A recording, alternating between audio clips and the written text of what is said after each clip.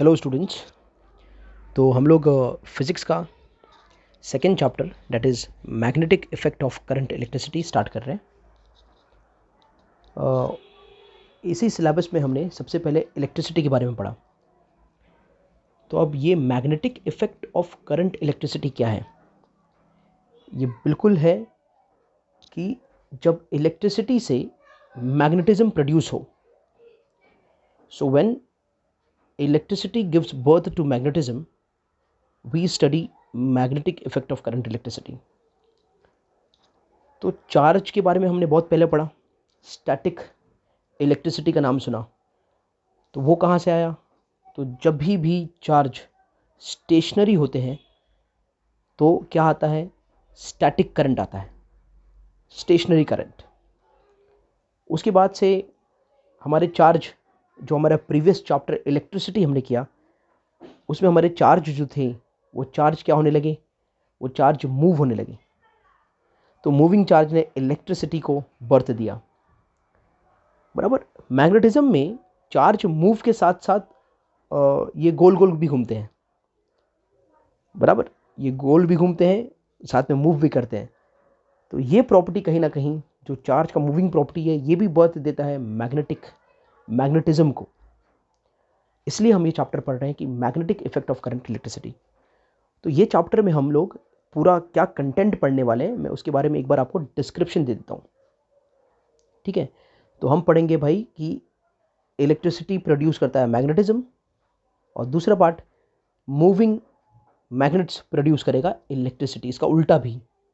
तो इलेक्ट्रिसिटी से मैग्नेटिज्म आया और मैग्नेटिज्म से बाद में क्या आएगा? इलेक्ट्रिसिटी आएगा। ये चीज़ भी हम पढ़ेंगे। ओके, इलेक्ट्रिसिटी से मैग्नेटिज्म आया, ये देन था किसका? तो जो मेन साइंटिस्ट, जिनका मेन वर्किंग फोर्स था, वो हैंस ओइस्टर्ड थे। और मैग्नेटिज्म से या मैग्नेट से, मूविंग मैग्नेट से इलेक्ट्रिसिटी आया, इसके पीछे के main force we can just say by our syllabus somewhere Faraday was responsible. तो हम लोग इलेक्ट्रिसिटी से जब मैग्नेटिज्म प्रोड्यूस करेंगे तो इसमें हम लोग क्या क्या पढ़ेंगे? तो वी विल स्टडी भाई कि अगर इलेक्ट्रिसिटी से मैग्नेटिज्म आता है, जैसे मैग्नेटिज्म हमको मालूम है कि मैग्नेट में होता है, आपने मैग्नेट देखा भी है, बार मैग्नेट है, सब मैग्नेट। तो उसके पास उसका कोई ना कोई फील्ड होगा, उसके फील्ड में तो इफेक्ट होता है। मैग्नेट है ना, मैग्नेट मैग्नेट रख दो, मैग्नेट दूसरे मैग्नेट पर इफेक्ट या दूसरे मैग्नेटिक ऑब्जेक्ट पर इफेक्ट, वो दूर से उसको चिपका लेता है। इसका मतलब क्या है? इसका मतलब ये है कि मैग्नेट के अराउंड उसका फील्ड होता है। तो बिल्कुल वैसे ही जब इलेक्ट्रिसिटी मैग्नेटिज्म प्रोड्यूस करेगा तो इसके अराउंड भी उसका फील्ड होगा। तो वो फील्ड कैसा होगा उसके बारे में जानेंगे। फिर हम मैग्नेटिक फील्ड लाइंस की कुछ प्रॉपर्टीज़ जानेंगे कि मैग्नेटिक फील्ड लाइंस का कैसा होता है, क्या प्रॉपर्टी होता है। फिर हम magnetic field of bar magnet, ये सब एक ही कंटेंट में डिस्कस, ये तीनों जो लिखा हो उसको हम लोग एक साथ ही डिस्कस कर लेंगे। और फिर आ जाएंगे हम लोग properties of magnetic field lines. ठीक है, और इसके बारे में पढ़ लेंगे हम लोग। देन ये सब 1 2 3 4 पार्ट, ये सब एक ही बात है। फिर हम पढ़ेंगे कि अगर स्ट्रेट करंट कैरिंग, जैसे हमने क्या पढ़ रहे हैं कि जब करंट वायर से बहता है तो उसके आजू बाजू क्या आता है? मैग्नेटिज्म आता है। यही पढ़ने वाले हम लोग इसमें। तो हम लोग कुछ स्पेसिफिक चीज़ें पढ़ लेते हैं कि अगर स्ट्रेट करंट कैरिंग कंडक्टर है तो उसके अराउंड मैग्नेटिक फील्ड कैसा होगा। तो वो नेक्स्ट टॉपिक है, magnetic field due to straight current carrying conductor. उसके बाद अगर सर्कुलर लूप है, बराबर, वायर अगर सर्कुलर है तो उसके अराउंड मैग्नेटिक फील्ड कैसा होता है, ये भी जानना है हमें। और अगर सोलिनॉइड बनाए तो सोलिनॉइड एग्जैक्टली क्या है मैं आपको बाद में बता देता हूँ जब हम सिलेबस में आ जाएंगे। तो सोलिनॉइड टाइप का अगर लूप है तो उसके अराउंड मैग्नेटिक फील्ड कैसा होता है, ये जानेंगे हम लोग। ठीक है, उन सबसे पहले हम जानेंगे कि राइट हैंड थंब रूल क्या होता है।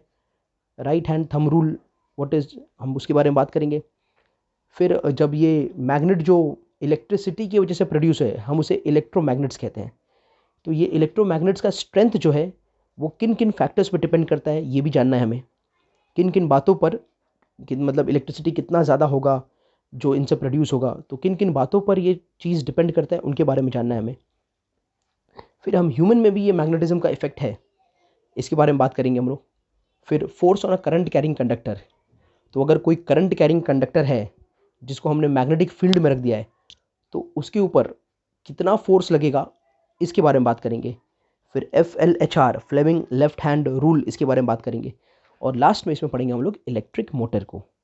तो ये पूरा आ जाएगा electricity produced by the electricity which produces magnetism, या फिर मैग्नेटिज्म प्रोड्यूस्ड बाय इलेक्ट्रिसिटी। फिर electricity produced by moving magnet में क्या पढ़ेंगे, इसमें हम पढ़ेंगे इलेक्ट्रोमैग्नेटिक इंडक्शन। तो इलेक्ट्रोमैग्नेटिक इंडक्शन के बारे में जानेंगे। फिर हम लोग मैग्नेट के 2 एक्सपेरिमेंट पढ़ेंगे, उसको बोलेंगे coil and magnet experiment, coil and coil experiment. फिर हम पढ़ेंगे Fleming right hand rule, left hand rule पढ़ लिया, अब राइट हैंड रूल पढ़ेंगे। फिर हम पढ़ेंगे इलेक्ट्रिक जनरेटर के बारे में, दोनों टाइप के, AC और DC। और लास्ट जो हमारा होगा वो होगा हमारा डोमेस्टिक इलेक्ट्रिक सर्किट। तो ये पूरा हमारा कंटेंट है जो ये चैप्टर में हम पढ़ने वाले हैं। तो बच्चों आपसे रिक्वेस्ट ये है कि ये चैप्टर को बहुत अच्छे से समझ लो, क्योंकि जब फ्यूचर में साइंस लोगे तो एक पूरा पार्ट, एक पूरा बुक का पार्ट आपका डायरेक्टली चार्ज से स्टार्ट होगा, और चार्ज से स्टार्ट होके मैग्नेटिक इफेक्ट इन पार्ट्स को बहुत ज़्यादा कंटेंट करेगा। तो ये इनके ऊपर एक एक टॉपिक के ऊपर चैप्टर है। बाद में आपको इनके ऊपर एक एक टॉपिक जो है ना उसके ऊपर एक एक चैप्टर मिलेंगे, और आप बाद में बहुत डिटेल में पढ़ने वाले हो उन चीज़ों को। तो इसके लिए जो इसके बेसिक्स हैं थोड़ा उसे बराबर से आप अंडरस्टैंड कर लो। ऑलराइट, इसमें से थ्योरी क्वेश्चंस बहुत सारे एग्जाम्स में आते हैं, इसमें जो लॉज है वो बहुत सारे एग्जाम्स में आते हैं। चैप्टर इतना ज़्यादा फ्रेंडली नहीं है क्योंकि दिखता नहीं है, तो इनके जो कंटेंट है उनको समझने की ज़रूरत है। चलो हमारे पास तो कम से कम इतना कंटेंट है, इसमें जब देखेंगे जो साइंटिस्ट थे उन्होंने कैसे अपने कंटेंट को डेवलप किया था, बराबर, वो खुद अपने आप में एक बहुत बड़ा मोटिवेशन है हमारे लिए। So let's not waste time, let us start with the topic directly.